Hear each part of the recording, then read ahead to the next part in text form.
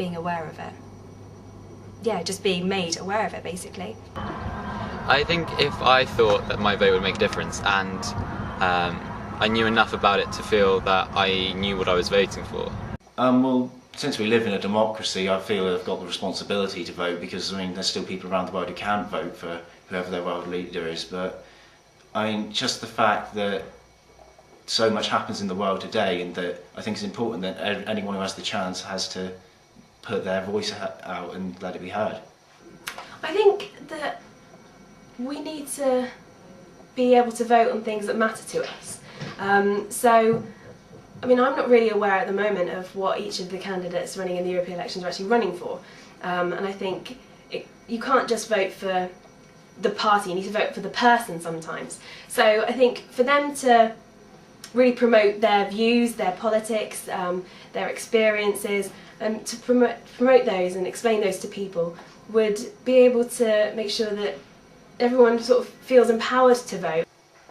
I naturally will intend to vote in the forthcoming elections, but I do know some people that don't, and in order to persuade them, they just need to know.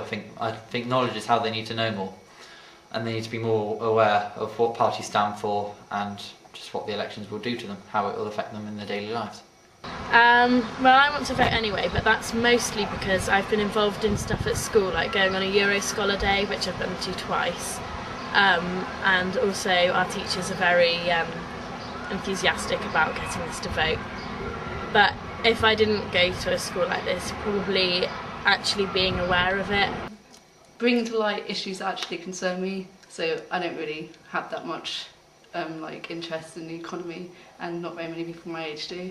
But if they start talking about what they want to do with student loans and just stuff that really affect us, that will make us want to vote because it'll like make a difference to us. I think if a person or a party came along with objectives that I agreed with and approved of, then and they would really go about making that happen, then I think that would make me go along and vote for them.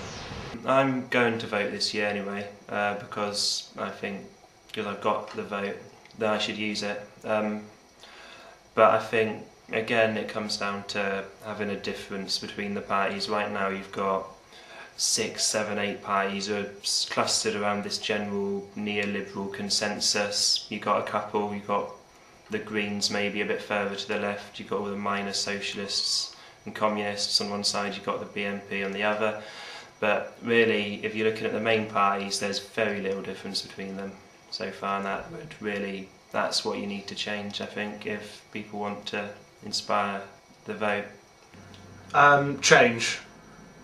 There's no point voting if you're going to have more of the same, really. Policy.